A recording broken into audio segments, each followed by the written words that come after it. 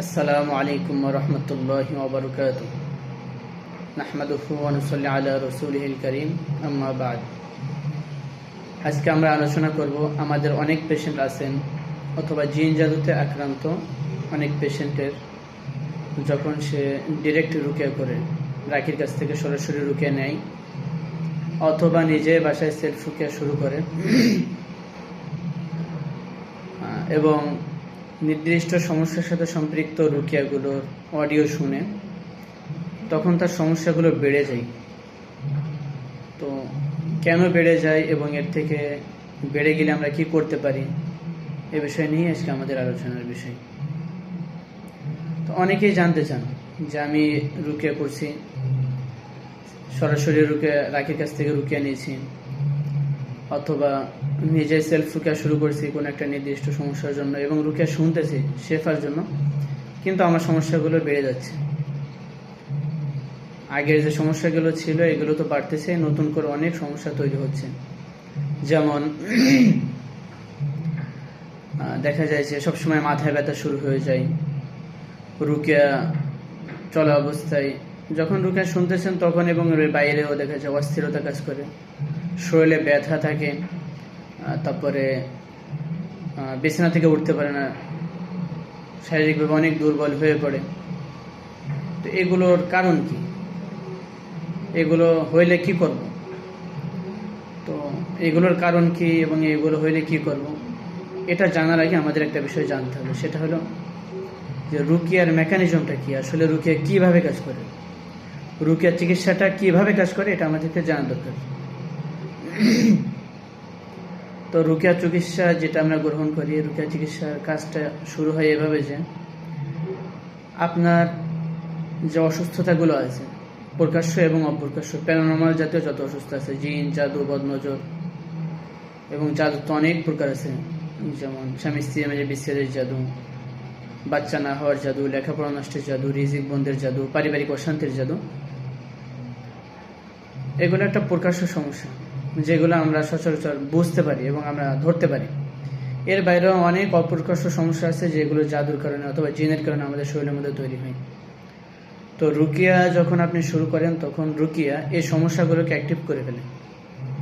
Active করে ফেলে বলতে এই সমস্যাগুলোর উপরে রুকিয়া সুস্থতার জন্য একটা চাপ, প্রেশার এটা দেয়। প্রেশার দেওয়ার কারণে এই জায়গাগুলোতে অস্থিরতা বেড়ে যায়, সমস্যাটা বেড়ে যায়।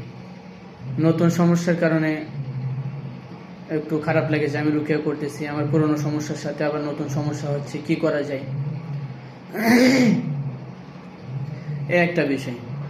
তো এর জন্য শরীরের মধ্যে সমস্যাগুলো বেড়ে যায়, কারণ রুকিয়া যেটা এটা চাই যে আপনার সমস্যাগুলোকে নাড়াই ফেলতে, আপনার সমস্যাগুলোর একটা প্রভাব বিস্তার করতে, একটা চাপ সৃষ্টি করতে। যখন চাপ সৃষ্টি হয় এবং নাড়াই ফেলে তখন সে ধাপে ধাপে আস্তে আস্তে এক একটা করে নষ্ট করতে থাকে। তা জাদুর প্রভাব, প্যারানর্মাল সমস্যার প্রভাবগুলোকে নষ্ট করে সে আপনাকে সুস্থ করতে চায়। তো এই জন্য দেখা যায় যে মূল যে সমস্যা আছে এর আগে পারিপার্শ্বিক সমস্যাগুলো বেড়ে যায়। শরীরে ব্যথা বাড়ে, হাতে ব্যথা বাড়ে, পায়ে ব্যথা বাড়ে, বদনজরের প্রভাবে যে সমস্যাগুলো হয় এগুলো বাড়ে। তো বাড়তে বাড়তে বাড়তে বাড়তে একটা পর্যায়ে যে দেখেন আস্তে আস্তে আবার কমে যায়। তো এখানে অস্থির হওয়ার কিছু নেই। এখানে দুইটা কারণে সমস্যা বাড়ে। এক তো বললাম যে রুকিয়া মূল সমস্যাকে অ্যাক্টিভ করে সে আস্তে আস্তে ধাপে ধাপে নষ্ট করে ফেলে, প্রথমত। দ্বিতীয়ত শরীরে যে শয়তান আছে, কারণ প্রত্যেকটা জাদুর সাথে যেহেতু শয়তান, জিনের একটা প্রভাব থাকে, এবং অথবা আশেক জিন অথবা খবিস জিন অথবা দুষ্টুমি করে যে জিন আসছে শরীরের মধ্যে বসবাস করতেছে, এই জিনগুলো আপনি যখন রুকিয়া শুরু করেন তো সে শরীরের মধ্যে তো বসবাস করে আপনাকে ক্ষতি করতে চায়। তো রুকিয়ার প্রভাবটা তার উপর পড়ার কারণে তার যে বসবাসের জায়গা, যে হুসুন এবং গিট আছে, এইগুলোর মধ্যে সে প্রেশার তৈরি করে এবং আপনাকেও একটা প্রেশার দেওয়ার চেষ্টা করে যাতে করে আপনি রুকিয়া বন্ধ করে দেন। তাহলে কী হবে, যদি আপনি রুকিয়া বন্ধ করে দেন তাহলে জিনের এই কষ্টটা হবে না এবং আপনার অসুস্থতা যখন বেড়ে যাচ্ছে শয়তান আপনাকে ধোঁকা দিবে। তো আমি আপনাকে বলবো এই অবস্থা আপনি কী করবেন, এবং এটা আপনার জন্য পজিটিভ না নেগেটিভ?